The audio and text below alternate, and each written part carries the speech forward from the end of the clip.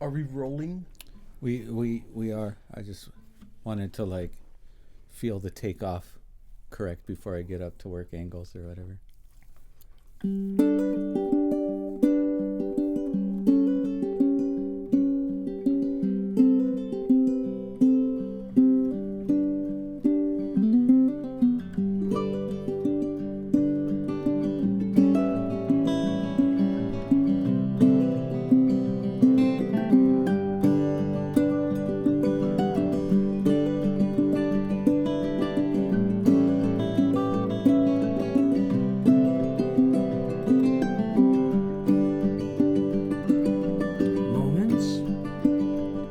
Somehow scattered in the stars.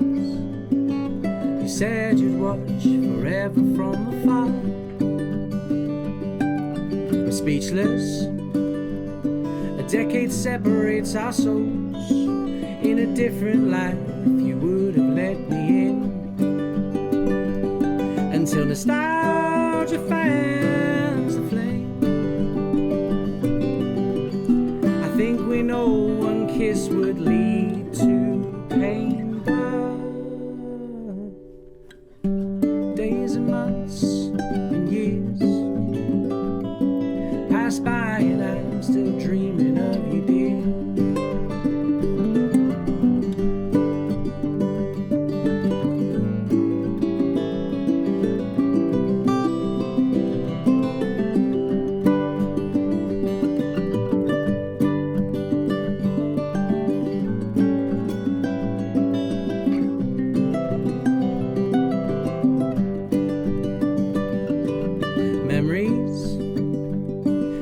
Scattered in the stars. You said you watch forever from afar. I'm speechless. Algorithms hide your face. My imagination guides the way. Until nostalgia fans the flame. I think we know one kiss would lead to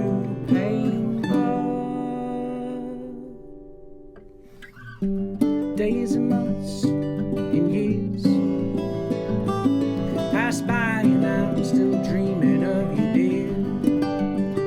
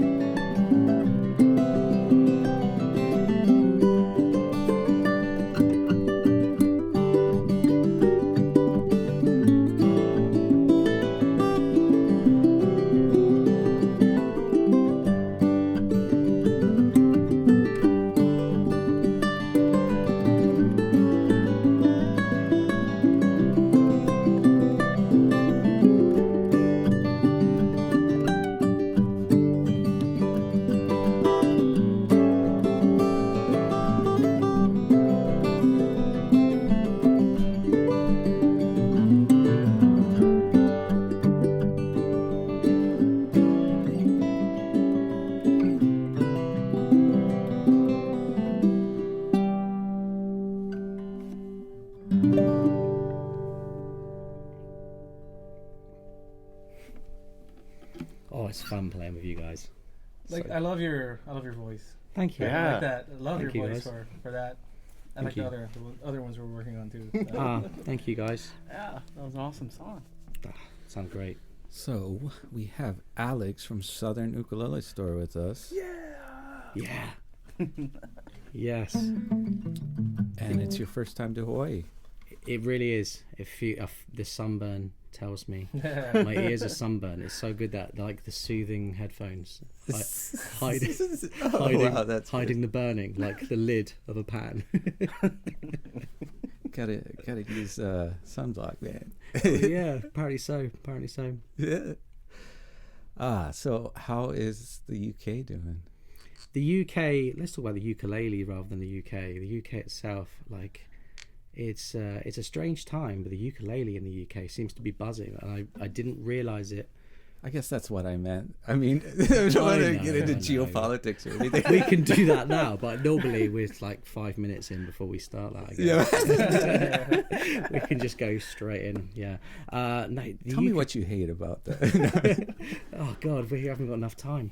No, the ukulele scene in the UK is great. It's really vibrant, and the UK and beyond, really, it seems very interconnected. I didn't realise just how much, but there's so many people, even now, coming into it and buying their first serious ukulele, and there's a lot of people out there that it's really good for their mental health. I know you get that everywhere, but in the UK, definitely, it's a hobby that people really value, and seeing how things are in Hawaii compared to the UK, like the UK scene maybe is a bit older, you know, it's older people taking it up and really going for it, but yeah, it's really good, it's strong, and I love it, and I think there's thousands out there that do in the UK too.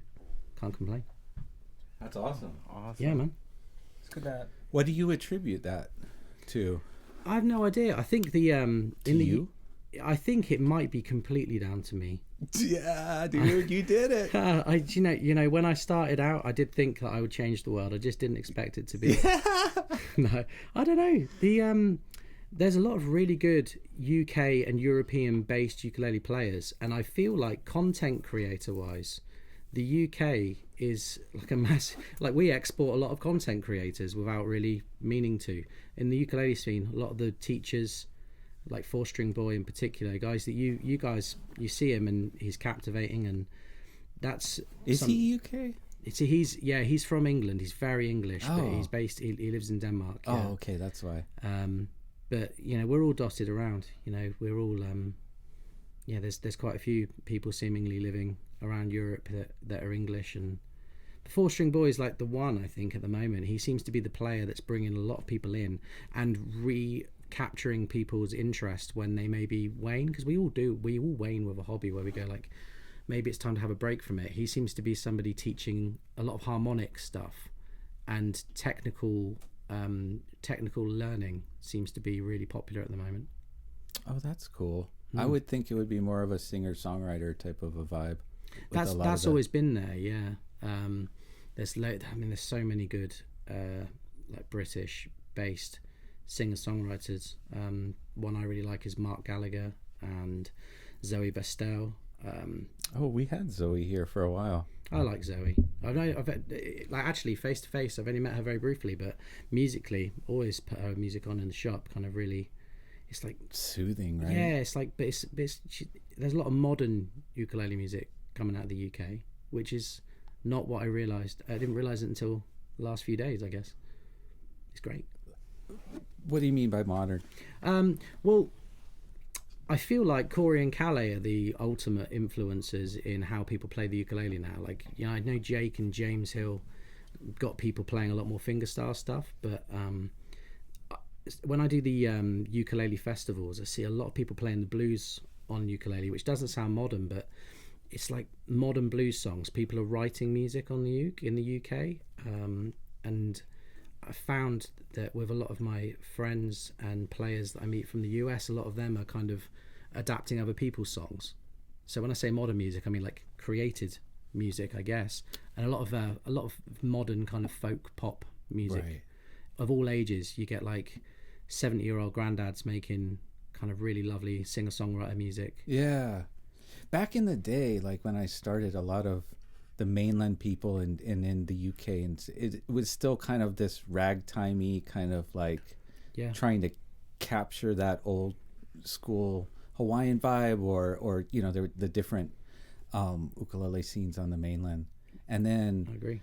now it's like people just realize it's another instrument. You can do anything with it, and the voicings are really, you know, nice for a lot of things, and so just kind of spreading into all those other.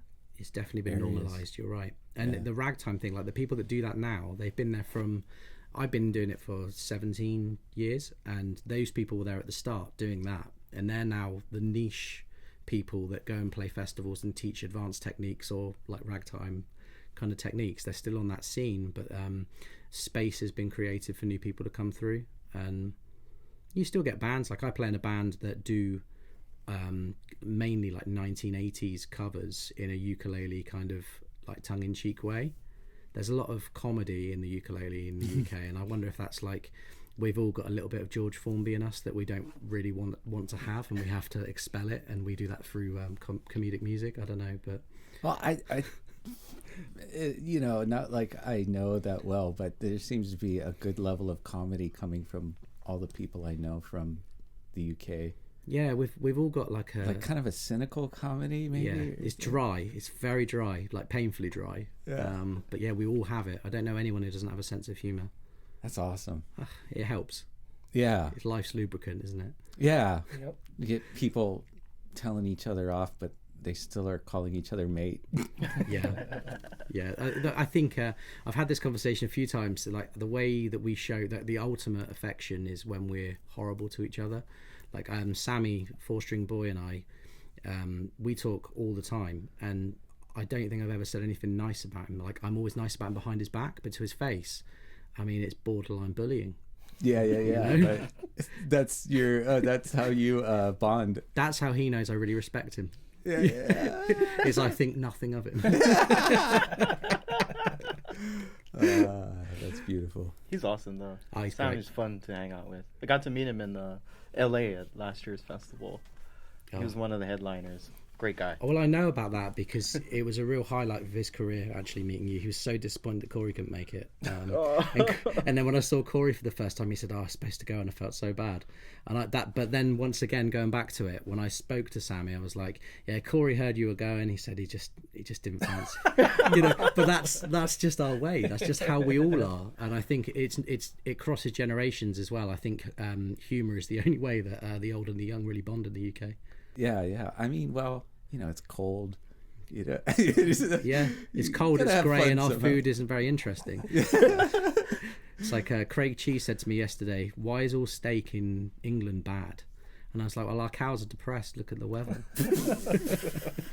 That doesn't make sense to me. I've heard people say the food over there isn't great, and I'm thinking like, in this globalist world, there's not like, I would think like England would be full of restaurants from all cultures that are, you know, fantastic. So it is, but everything's been anglicized. So everything's like, it's that genetic nature of conquering and not giving things back without changing them. Like we've ruined curry, but we love curry the way that we have it. It's like I think the most famous dish was chicken tikka masala, which I think apparently was like a Western created dish, which is now it's like served in Indian restaurants, but not of Indian origin. And our Chinese food's very different to yours. And you know, Craig Chi was trying to find somewhere to buy good sushi on a Tuesday night in Wales, and it's just not going to happen. Interesting. Yeah, because I mean, you're right there on the water too. I would think a Japanese guy would have come over already and opened a restaurant and done it the right way. He'd have had to get really lost, wouldn't he? Come on. Nah, it's the Japanese food's not big in the UK. Okay. It's there, like sushi's there. Yeah. But I feel like hasn't hit yet. Well, I feel like there's a generation Thai? like sushi. I mean, there's so many like amazing cuisines that I would think would. Yeah, I feel like I'm the wrong person to have this conversation generally. Like, so Never like mind. I had some food with Corey and Kalei. I was like, they had this really beautiful looking food, and my girlfriend was taking photos of her food because it was so great. And I literally had fries, so I'm like the wrong person to. You also had some delicious crispy bacon. I had some bacon, like bacon and fries. Yeah, it was a real Hawaiian culinary delight.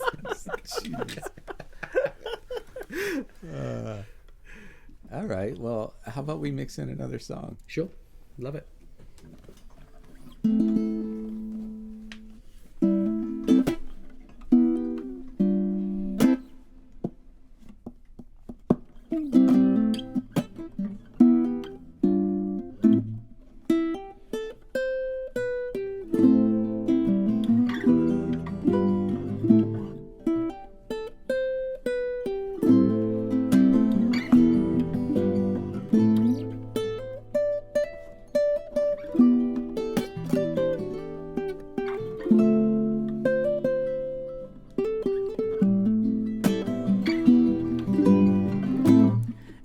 sunshine when she's gone. It's not warm when she's away. Ain't no sunshine when she's gone. This house just ain't no home anytime she goes away. Wondering this time where she's gone. Wondering if she's gonna stay. Ain't no sunshine when she's gone. This house just ain't no home anytime she goes away. I know, I know, I know, I know, I know, I know, I know, I know, I know, I know, I know, I know, I know, I know, I know, I know, I know. Yeah, I'm gonna leave that thing alone, but there ain't no sunshine when she's gone.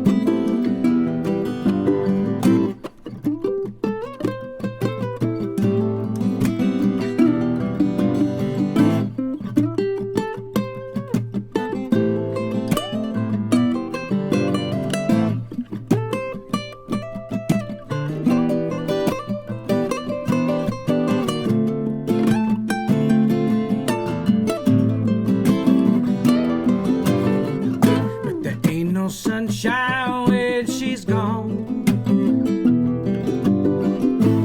Only darkness every day. Well, there ain't no sunshine when she's gone. This house ain't no home anytime she goes away. I know, I know, I know, I know, I know, I know, I know, I know. I know, I know, I know, I know, I know, I know, I know, I know, I know, I know, I know, I know, I know, I know. Yeah, I'm gonna leave that young thing alone, but there ain't no sunshine when she's gone.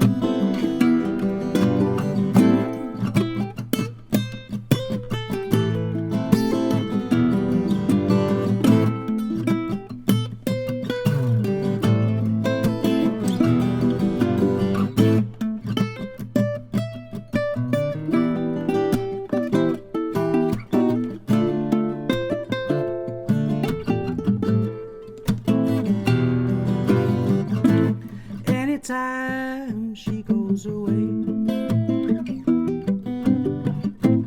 anytime she goes away, anytime she goes away,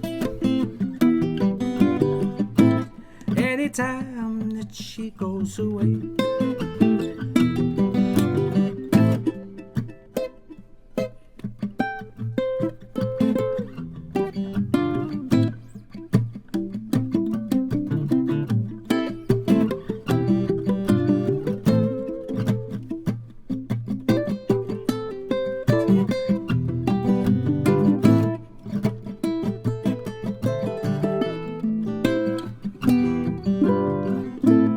Anytime she goes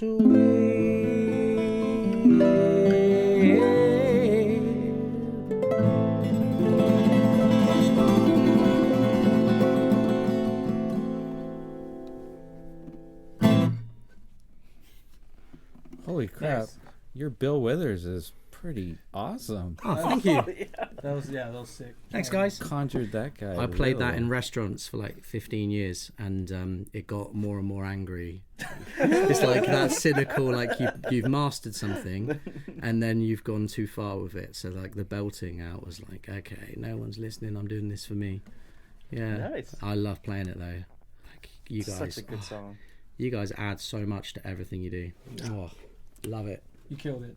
What was your life pre-Southern Ukulele store like? It's good. Yeah, so I had hair. Like that's the bit I remember most fondly.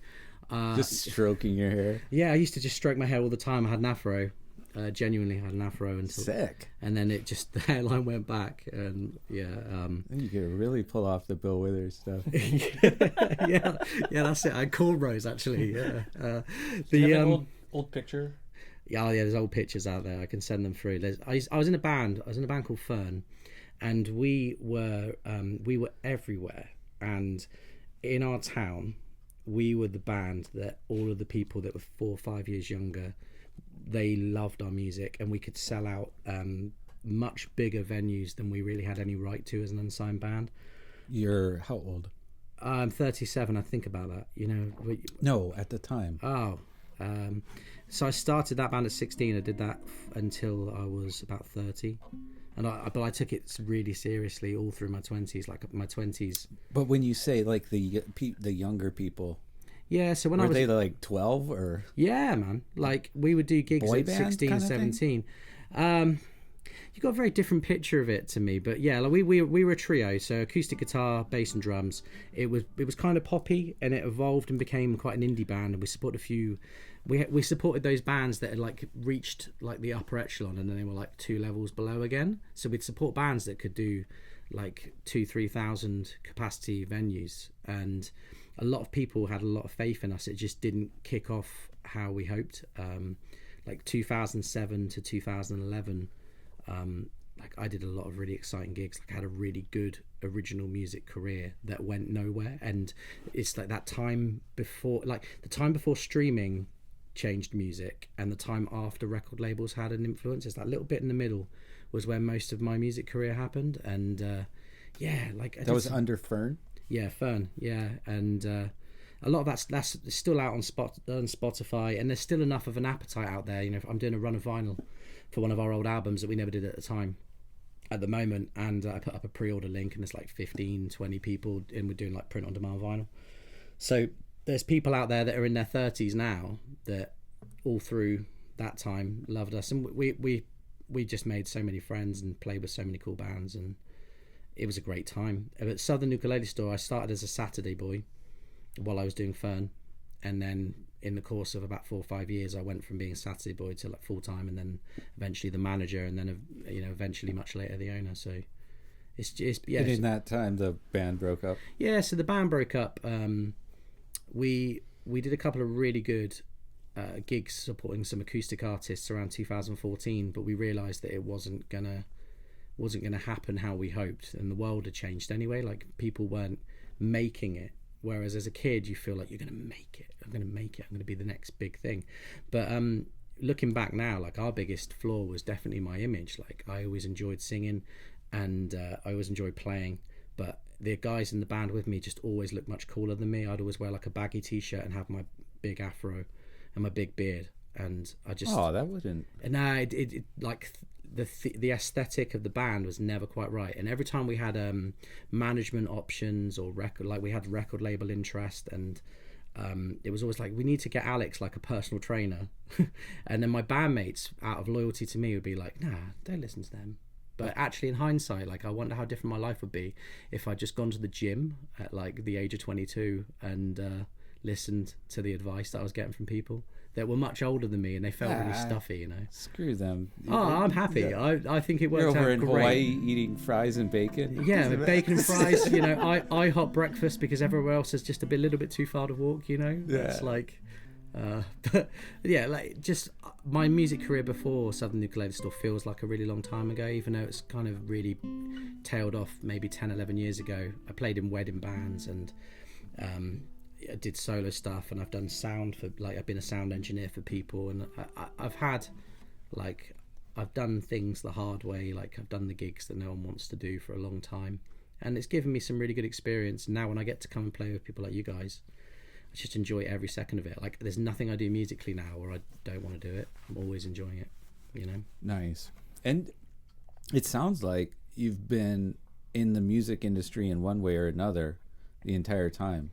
Yeah, since I left school. You haven't had to carry a real job.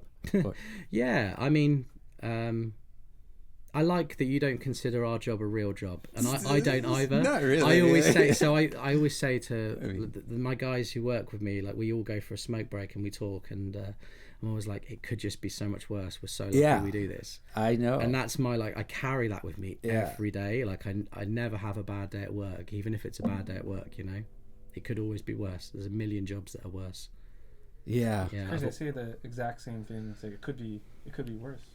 Yeah, we're very lucky we get to.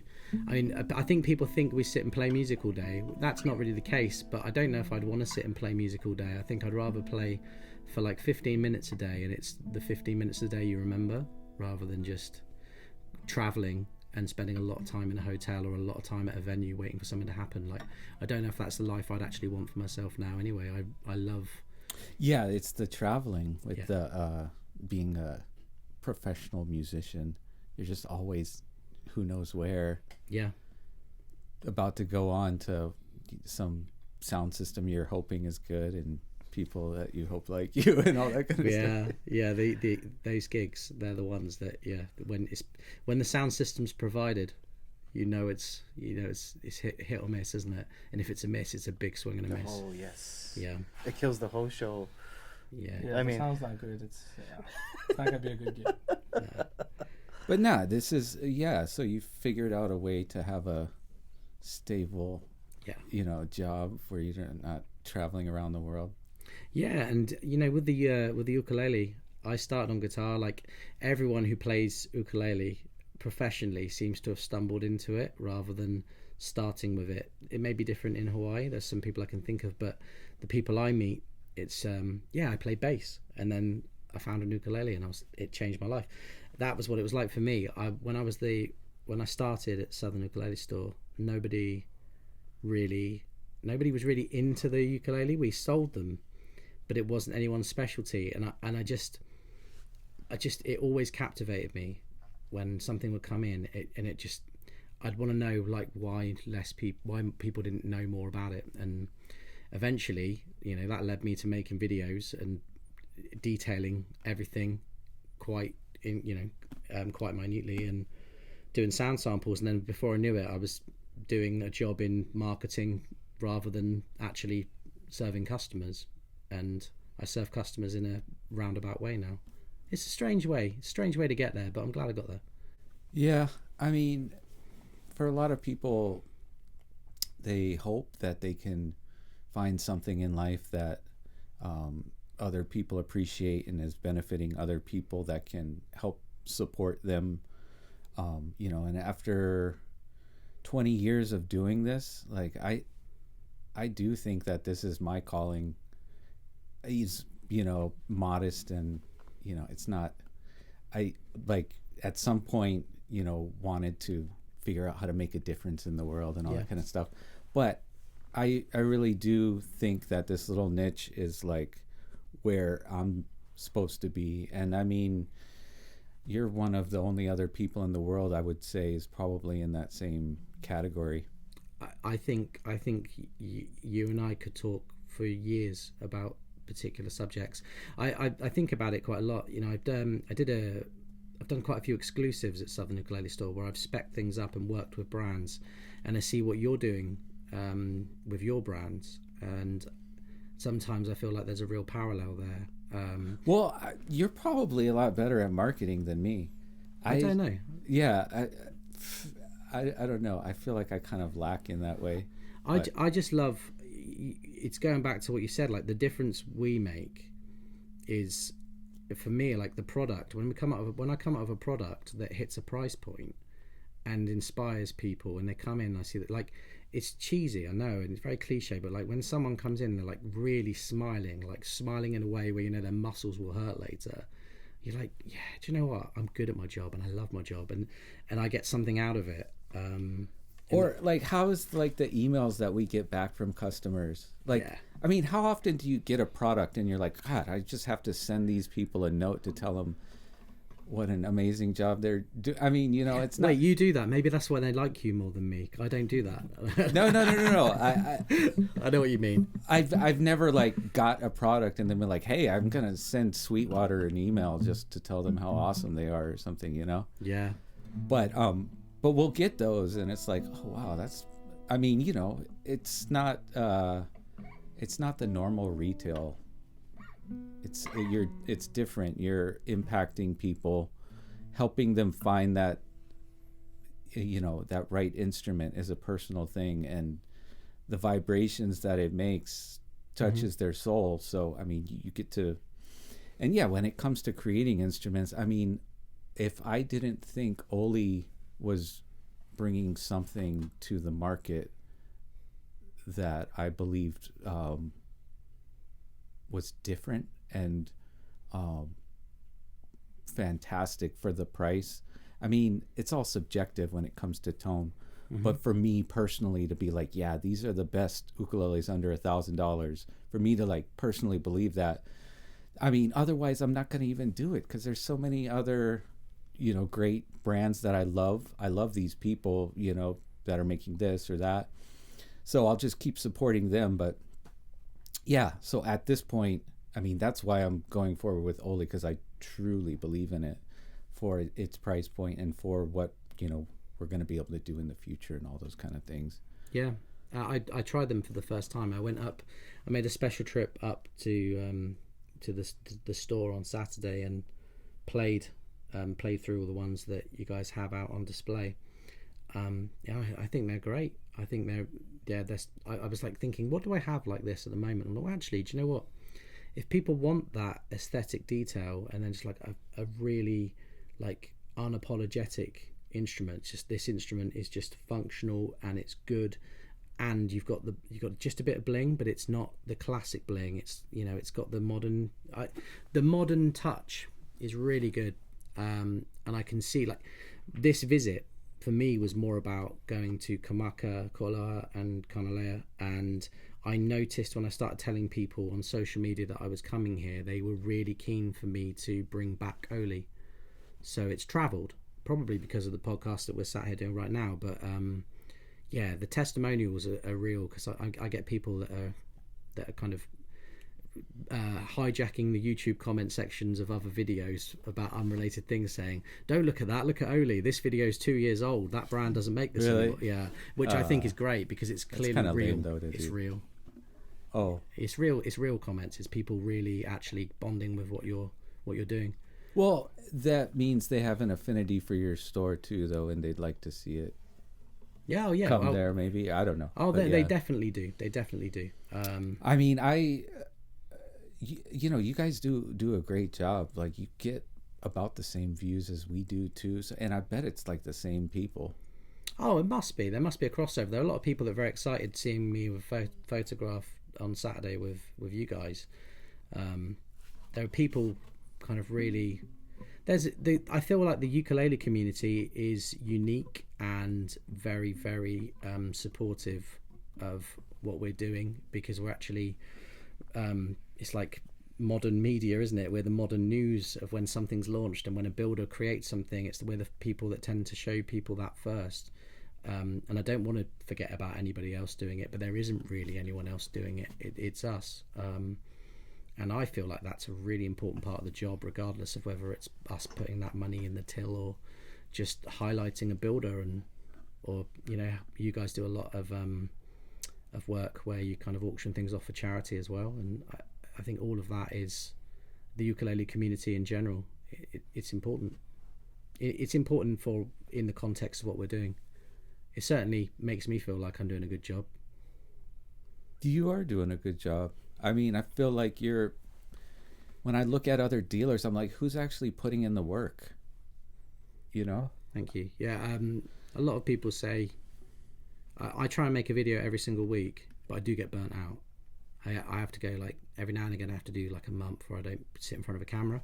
I went through like a really difficult time where I was really depressed, and then I was having to sit in front of a camera, and I became very conscious that I was talking about products and my eyes were saying that they're not good, but that wasn't the problem. So you do have to pick your battles in life. You can't just kind of keep plugging away. But yeah, now if I believe something's good, I'll say it, but I believe, if something's not good, you should review that as well, and you should be honest. I always say to people when they ask me, why don't you review this, or why don't you have this, and I always just say, everything I sell I think is good. Yeah, It's exactly. Like the honest answer that's is, my vote. Yeah. Like, I mean, there's like Gata Ukulele and, avenues that are created for that purpose of trashing certain things, which I love watching too. Yeah, it's fun. But I mean, I just wouldn't want to be the one to, Yeah. And Corey and Kalei are that way too. If I told them to like honestly review something that was like crappy, they'd be like, "No, I don't want to do that." They're so nice. Just like, I mean, I don't think. And then it should be publicized. And so I've had a few where there are ukes where we say in the listing that a good example. You've got Ana Ole. Like the Ana Ole ukuleles are built in Pearl City. Yeah, Gareth. And Gareth's great, but when they arrive, sometimes we have to finish. We have to finish them. Yeah. So we say to people, this is Hawaiian made and it plays fantastically. But if you want cosmetic perfection, please don't buy this, because we don't want someone buying it and then sending it back. So it's like you have to kind of manage people's expectations. Well, yeah. So that's how I try and kind of find. It is a tricky thing sending things out too, right? There's always going to be a return. There's always going to be returns. Some people will bust out their macro lens and show you something that you're like, oh, okay. It's without naming names. I mean, all of my guys and I, like, there are 4 of us, like our core team. We're very emotional, and it doesn't take a lot to like.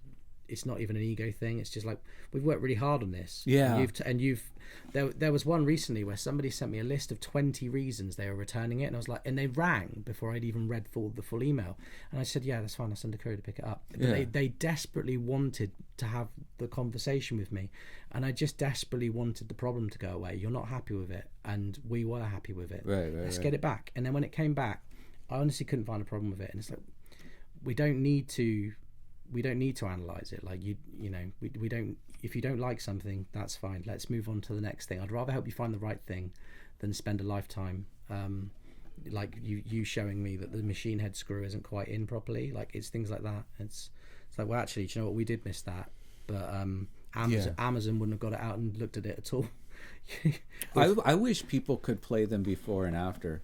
My friend Matt, who has a shop called World of Ukes in the north of England, he has a card he puts in where he writes in detail what he's done, and I've seen feedback from that where people feel like, well, why do you sell it if you have to do all that work? He's like, because once I've done that work, it's amazing. It's great. Like, the value you get is great, but then off the shelf, I mean, and some people are less sensitive about, so it's like if the action's at like 3.5 versus 2.5, it's not making a difference maybe, but then if you get it just right, we're much makes the whole experience so much better. We're all much more fussy about customers' instruments than we ever would be about our own.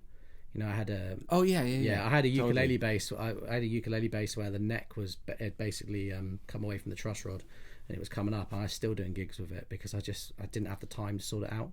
But if I sent a customer one where the action wasn't perfect, I'd feel awful. And I'm saying that like I do the work. You don't want me setting up your ukulele. I'm the worst of my team. Everyone on my team is better at it than me. Oh yeah. But we all really care about everything that goes out, and I think that's why the general music shops they're maybe not selling so many ukuleles, and the specialist shops seem to be doing very well, or at least kind of staying relevant. Yeah. Let's mix in some more music. Okay. What haven't we done, guys? Did we not do just the two of us? Oh yeah. Should we do that? Yeah, we can do just the two. Okay, let me get the lyrics up.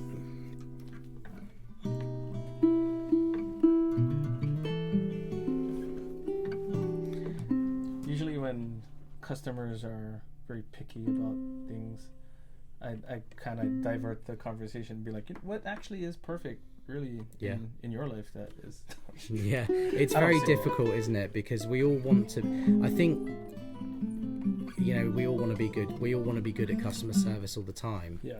But when we know we've worked hard on something and someone's like, did you even take it out of the box? It's like, you're attacking me. Yeah. Like, are you kidding me? It's not. It's all just on my bench for an hour and a half. Exactly. I've got one of my members of staff, honestly, like with fretwork. This is a great example before we play. Like the Carla Contour series are fantastic. I love them. I love selling them. I love talking about them. Well, I do. And but the ones I ordered like 40 of them, and sent them back at first, just because I thought they sounded thin compared to their other one. I just didn't feel like they were projecting very much. How crazy! I'm talking trash about Well, there you it. go. Being honest, how crazy! I'm very keen on the mahogany one, and I'm very keen on the spruce one. Personally, I wouldn't choose the acacia one. So, that's just my personal. I have to feelings. revisit it though, and I only say that because we've carried Kala for the last 20 years and supported them like a lot through the years. And it's just one of their lines, Yeah, I was really pushing for something like the contours to come along. But they check a lot of boxes. That's why I was like, I wish I had liked them. But I'll see them again at NAMM and rethink it. And tell them. Well, I did at the time. I mean, I returned like 40, so maybe they sent a message to the... That'll get the message across to anyone if you don't return 40. No, what I was going to say is they're great, but the fretwork on them was shocking. And I've got one member of staff who spent an entire month doing fretwork on contours after he finished the day-to-day setups, but I felt like it was worth it. And so there you go. We're all different, aren't we? But I've been, I put my hand up right now and say I really like them, and I've had really consistently bad fretwork, and everything else has been great. That's all right. Strange. Yeah, okay, let's play a song.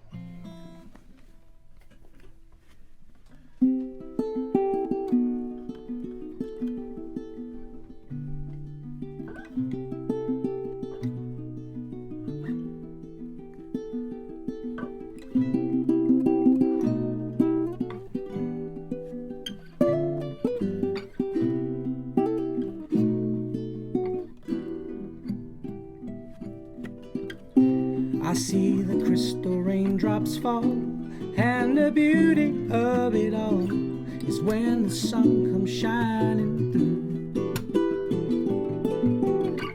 to make the rainbows in my mind. When I think of you sometime, I want to spend some time with you, just the two of us.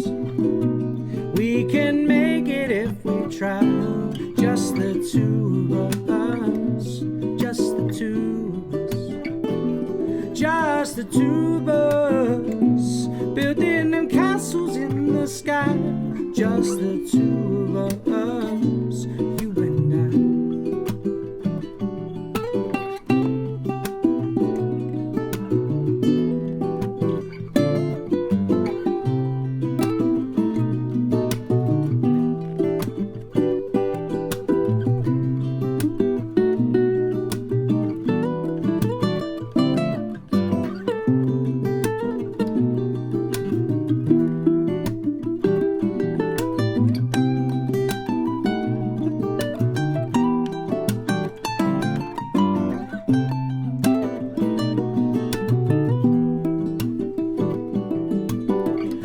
look for love, no time for tears. Wasted water all these years, and it don't make no flowers grow.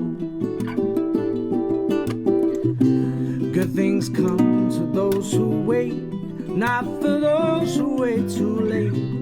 We gotta go for all we know. Just the two of us, we can make it if we try. Just the two of us, just the two of us, just the two of us, building them castles in the sky. Just the two of us, you and I.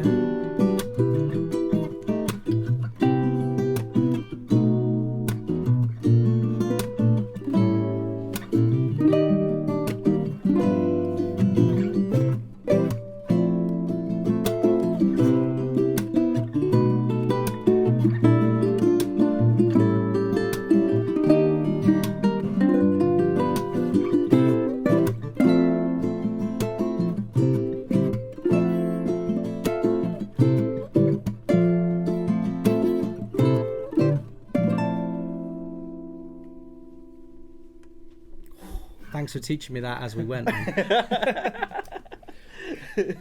So fun. So fun. I love your voice, Alex. Yeah, man. Thank you, guys. Yeah, you have a sick voice. Yeah, very good voice. Yeah, I have a very bright singing, like speaking voice. Like my voice, I sound like a teenager. And then when I sing, like somehow I find bass, and it's very strange. Like when I'm angry, I have to like sing at my kids to stop jumping on the sofa.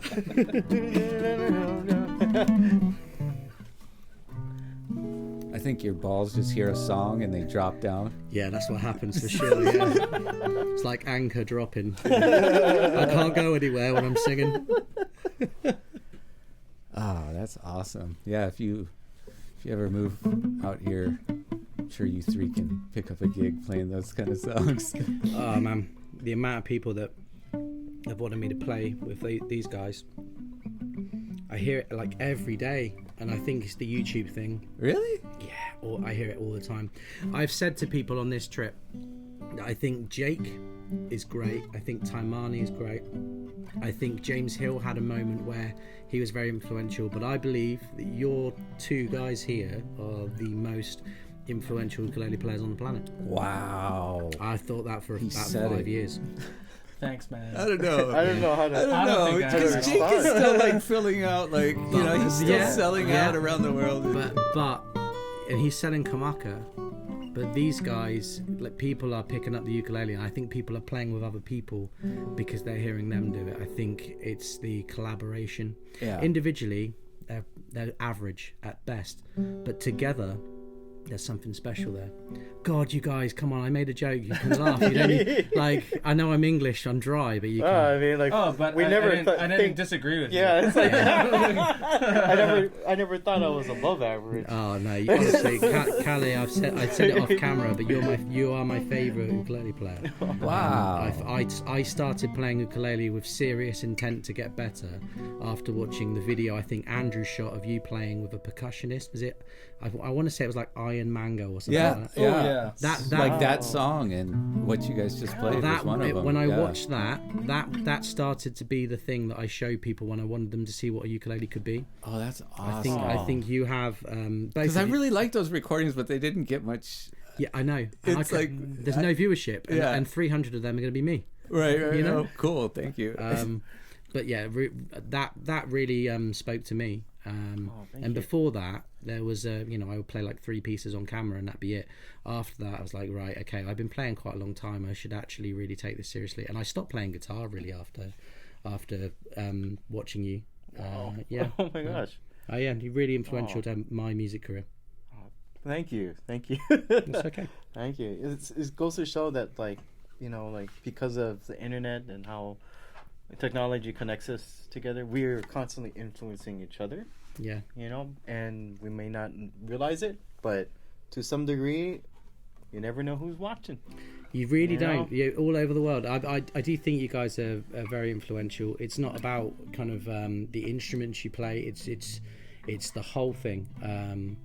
And I think what we do as 2 different stores and how we present content to customers complements each other well. We do it a very different way. I love what you do, with your comparisons and you I mean, I used to do more of that kind of stuff. Mm-hmm. I probably should, but yeah, I mean, it's great what you're doing over there. And I mean, as far as these guys, they're also standing on the backs of a lot of greats, that influenced them, that they're like, aspiring to be at that level as well. But I think what comes across for all of us, including you, is the authenticity that we're just regular folks here, enthusiastic about these instruments, mm-hmm. With some experience and knowledge, and sharing our love of music and the instruments. Yeah, authenticity I think is the most important thing, especially with social media being so such a part of everyone's life nearly. And we're always sold things as well. Like everything we do, we're sold something. Like it used to be billboards, not so much in Hawaii, but like mainland US, you drive down a highway, it's like billboard, and you get fatigue from being sold to. And now it's targeted ads. And I think it's a strategy, but it's not. As I just think, well, I need to reach people. If I produce content that answers as many questions as possible, and I give honest answers, then they'll know that they can trust me. And they'll get a consistent. I'm not always happy. Some days some days if someone comes in, I might not be the happiest person in the world. And hopefully, I don't ever disappoint anyone. But what you see on the video is what you get in real life. I think we do that very well in our sphere of what we do. We don't even say the word the same. I say ukulele, you say ukulele, and it's still relevant to people. Doesn't matter. No, that's a T-shirt we sell. It's pronounced ukulele, not ukulele. It sells really well. Yeah. Well, how does it? So it's just the words obviously spelled the same. So it's pronounced ukulele, not. Okay, yeah. But that sells really well because I always get told off by Hawaiians who watch videos in the comment section that I say it wrong. Settle down, people. Oh, I love it. No, but I always language is just to communicate. If we know what you mean, it's all good. That's all that matters. I said, well, we started calling it ukulele 100 years ago. I can't change that. It's been, it's just, and how I say brands as well. On this trip, I've had like an existential crisis when I'm speaking to Chris Kamaka, I want to say Kamaka, but I'm from the south of England and we would say Kamaka. That's like but I wouldn't want to say someone's name wrong. So here I'm trying to say it right. But sometimes I must seem like I'm really simple because in the middle of a sentence I'm trying to adjust. And I've had it like 3 or 4 times. I don't think Chris would care. I only met him for the first time today. Yeah. Maybe if I'd said, all right, Kamaka, how you doing, mate? It would have been a bit weird, wouldn't it? It would have been a weird... No, it's more of an accent, I think. Yeah, I mean, if you completely butchered it, then it would be like, oh... I mean, that's Kamaka, yeah. Kamaker. That's it. So that somehow sounded more American. Oh, yeah. No, I met those guys today for the first time. I'd only ever met Fred Kamaka. I'd never met Casey and Chris. And they were so welcoming. I had such a good time learning about that brand in a way that wasn't just the paragraph of history. And I went to Koloa today, and I spent the day with Paul Akami and Brian, and watched, his son sounding ukuleles, and met all of that team. I spent Friday with Kanalea, and it couldn't have been. I've just had the best trip. That's awesome, and I gotta say thank you so much for your support of Hawaiian ukulele makers. It's important. I mean, you've made it important for you, and it's important for them to have that sort of support, and I think that's just awesome that you're doing that for your country over there. Like, you're definitely taking lead, and it's a beautiful thing. Thank you. I think it's we're culturally not, a lot of the artists that are attached to these brands don't really have any meaning to people where I'm from, but I think there's enough people out there that have had a Kanalea for 15 years now because of us that there's every single person who's bought a Kanalea in that 15 years has probably met somebody that's tried it and gone, oh, I want one. And it's spread organically that way. So I'm servicing my community, but I didn't realize how welcoming people would be. I didn't realize how many people would recognize me from YouTube. I've had that 3 or 4 times. I had one man travel to the Kanalea store to hug me and have a picture with me, and we had a really good conversation. And I was like, I looked at my girlfriend, I was thinking she'd be really impressed, and she just could not have given less of a shit. Yeah. She's like another ukulele person, whatever. Yeah, she's just like, I get enough of this when you're at home, But yeah, it's been a really, it's just been the best trip. And coming and doing this at the end, I've been so intimidated about playing with these guys. I've been stressed about it for weeks. Really? Yeah, really stressed. Because the last time I met you, Corey fell asleep. And I'm trying to remember, try to remember meeting me, because I remember I think it was a different year. What? I don't know. We did a podcast in 2020 at NAMM. Yeah. Maybe the year before, actually, thinking about it. 2019. Yeah, and we never used it because Corey said he didn't feel very well when we sat down, and about half an hour in, you and I were talking about old growth Tonewoods with Joe from Blackbird, and Kalei had just started, I think, keto. This is my memory of it, and it could be wrong, but you were tired and you were very quiet, and you were in the corner, and about an hour in, and it did get a bit boring. Like, we were talking, I was like, I wonder how much of this Andrew's going to use and how much he's going to cut. and looked over and you were asleep, and you just went, "Corey, man," and you're like, "Yeah." And it was the only thing you said. Then, didn't we publish that one? No, we didn't. And I mean, okay. part of the reason was like I had spread like 6. I mean, it was a stupid. I don't know what I was thinking. Like everybody needs their own mic, versus like I just spread out like room mics, and so it sounded horrible. And then it was 2016, right after the election, and a lot of like political stuff kept coming up, and I was like, I don't want that. So I started chopping. It sounded horrible. It was just a conversation. There wasn't even music. In the end, I was That's just true. like, there was no music, and that was what surprised me. I think it was a very serious conversation. Yeah, you did us a favor. I think I just didn't see anything great from it from any of the parties involved. I was just like, it's an interesting conversation, but I don't know. Yeah, it was. Phil and I had flown in that morning as well, so we Phil and my colleague Phil.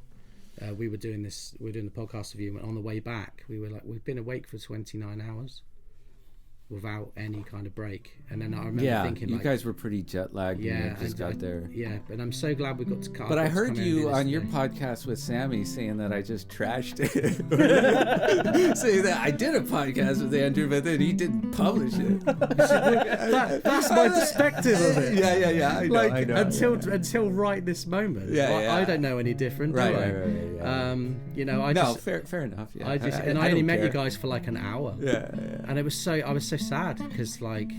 I did want to show you, like, I've always loved I've loved Southern Ukulele Store. I mean, like, I've loved what you guys did and always thought of you as like our counterpart in England, and appreciated what you guys did, and I was kind of bummed that I wasn't going to put that out just for nothing else but to, I don't know, just share a camaraderie with you or something like that, Yeah, Shall we do a redemption podcast on Thursday?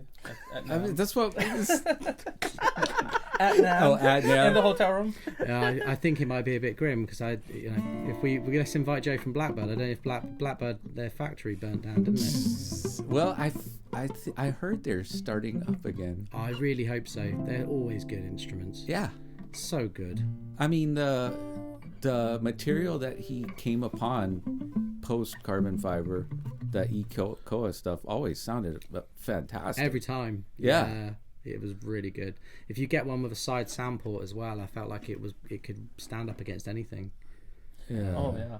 So I don't know, maybe in another year or two those guys will be back. Oh, I really hope so. I'll be the first to queue up and support them. They're so good, so good. I felt like Joe just got pissed one day and just lit the whole thing on fire, and just like, oh my god! No, just for legal reasons. For legal reasons, this conversation didn't happen. But I also made that joke, just so you know. Maybe he needed the insurance to fund another project. It was the email they sent. It made me so sad. And what I said was a joke as well. Yeah. You're not going to use this bit. Please edit the last 2 minutes favourably for all of us, please. Corey and Kalei staying very quiet, but you and I have really, really just dug a hole. Yeah. I edit myself out all the time. That's why I don't go live. And I stopped commenting on things online for the most part, altogether, I don't know, 4 or 5 years ago. The healthiest thing you can do is not listen to the feedback of the content you publish until you know that it's not going to bother you. Because you work really hard on something, you get one person who's like, oh, the sound isn't very good today, and you're like, I got up at 6 a.m. for this. And, and my guys, they really suffered from that. Sorry, that was my comment. My alias, I just troll him. I did wonder if you were related to Andrew Bitakis. Yeah. Bitakis. I don't even remember. I watch so much YouTube and I never comment. I don't know why. Yeah, but I don't think. I'm hoping you guys aren't like me and you're gonna leave a comment because it matters. It would make my life if people validated what I said, that they actually wanted me to play with Corey and Kalei, because I've been excited, nervously excited, But well, I love your voice, man. I mean, you're legit. Thank you. Yeah. That's another thing. The because ukulele. before you came up, I was like, it's Alex, whatever. Yeah, we're gonna talk. Yeah, started we're gonna singing. I'm like, okay. We're gonna talk about All right. shops. Yeah, we're gonna try and make this interesting. Yeah. No, I came here to play. I love it. I do have ukulele music. Like the first song we did today is an original of mine. I've got a couple of albums on streaming services under the name Alex Beds. But I also go under the name Ukes of Alex. I've got a channel separate to Southern Ukulele Store where if I buy something, I give an independent review of it, and kind of more detail about why I made that purchasing decision. And there's quite a few tutorials on there as well, just because I always get asked, oh, what did you play this? So when I have the energy, I put that content out there. So there's plenty out there. If people aren't sick of me at the end of this, there's plenty to find. Yeah, 100%. We'll put links or whatever you want. Amazing. Thank you. Yeah. Cool. We love you, Alex. Thank you. Keep up the great work. Thank you for having me. Keep representing in the UK. I will. Come back. Yes. Once a year. I'd love to come back. As the plane ticket prices and hotel prices permit. Maybe I just get an Andreas' suitcase at the end of May. That guy, he's like over here for like a month at a time. I'm like, dang, how do you? On his website, he details his annual trips to Hawaii. Yeah, it's like a really important part of his life. He's been so many times, but I only got to know Andreas in the last few years. He's just like us, he's someone who really cares about getting it right, and it clearly has like a feeling that he's doing the thing that he's meant to be doing, like we do.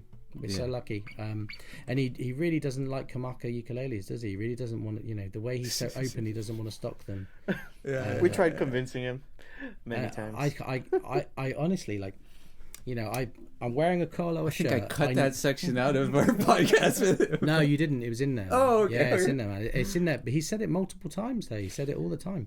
It's fine. It's good that he has, an opinion. I found, before... I get offended personally, but no, just... Yeah, but everybody... If I come here, before I came here, the first high-end uke I bought, like Hawaiian uke, was a Kalei. And then I owned like 5 or 6 Koaloa ukuleles over a really long period of time. And then I owned a Kamaka. I only ever owned one Kamaka, and it was beautiful, and I loved it. But I didn't bond with it like I bond with Kanaleias. They're all great people. But I think they all make great instruments, and they all fit.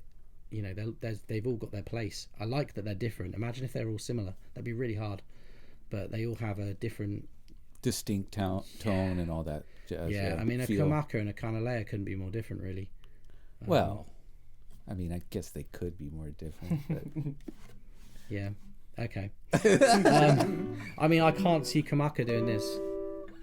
No, they won't be doing that anytime soon. Yeah, I think if I got that out of the gig bag today at the factory, they'd been like, that's very nice.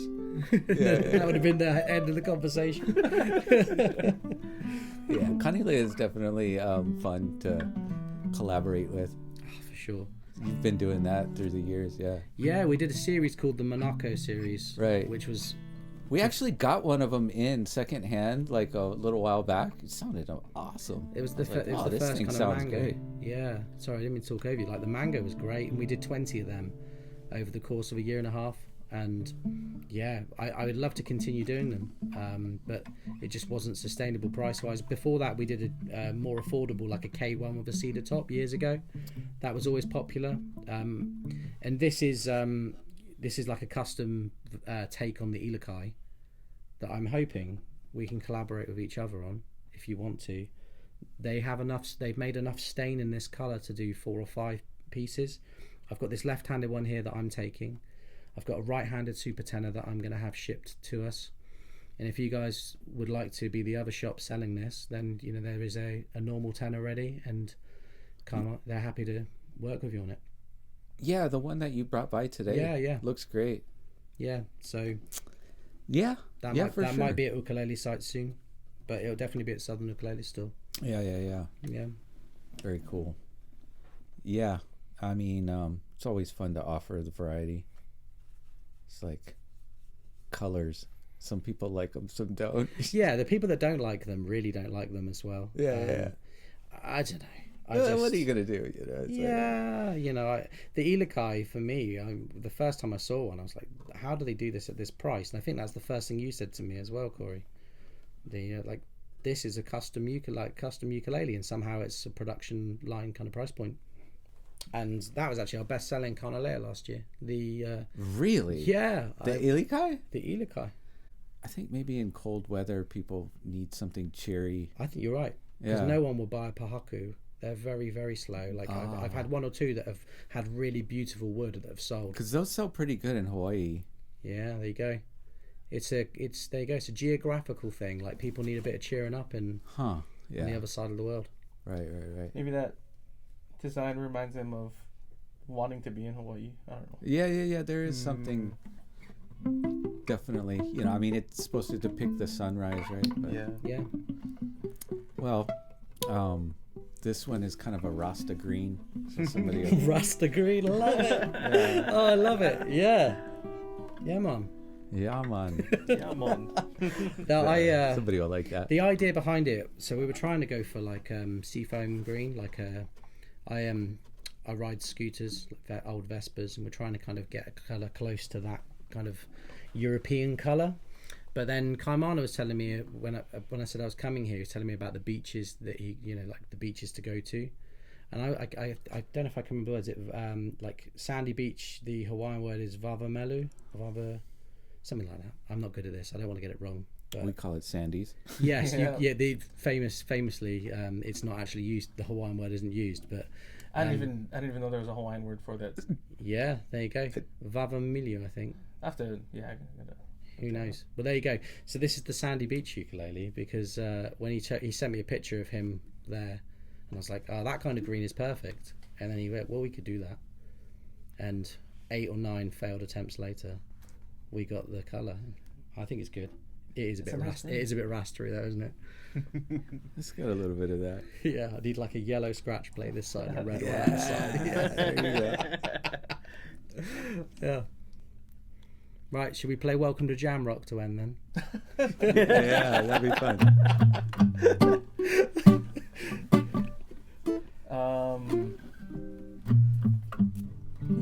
We have to do it in a folk style. What's the key? You've got straight in there then. Is it C minor? I think it's G minor. G minor. What is this? Welcome to Jamrock. I can't sing it though because it's cultural appropriation. What? Welcome to out in the street. That sounded nice actually. No, I'll do it.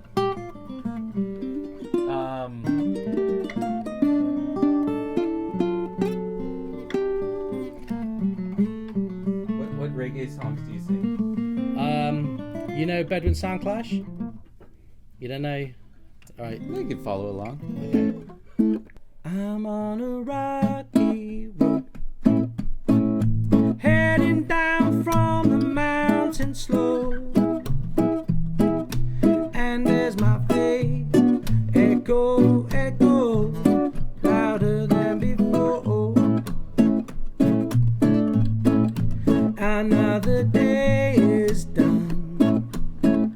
I say bye to the setting sun, into the night, in the twilight, and I'm alone.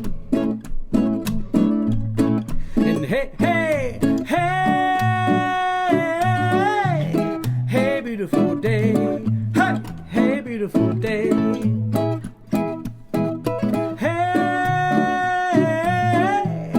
Hey, beautiful day. When the night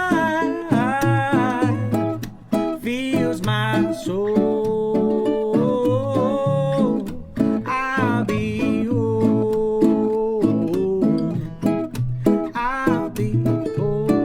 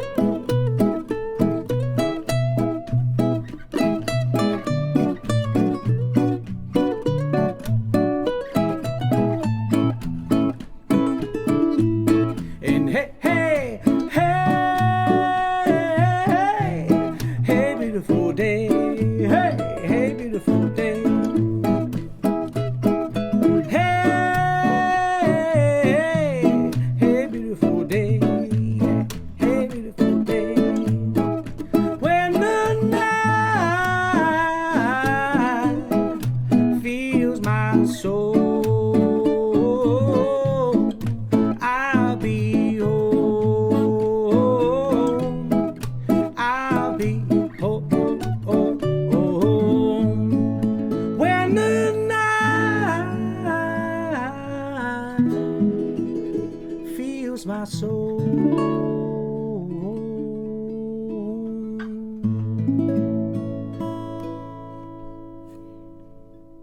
Yeah, Mom. Incredible. Alex, you the man. Hell yeah. So much fun. So much fun. Thank you so much. We love you guys. We'll see you soon. Me and Corey have to be on a flight at 6 a.m. So, woo. That was awesome. Hell yeah. Thank you so much. Career highlight for me. Honestly, really enjoyed that, guys. So much fun.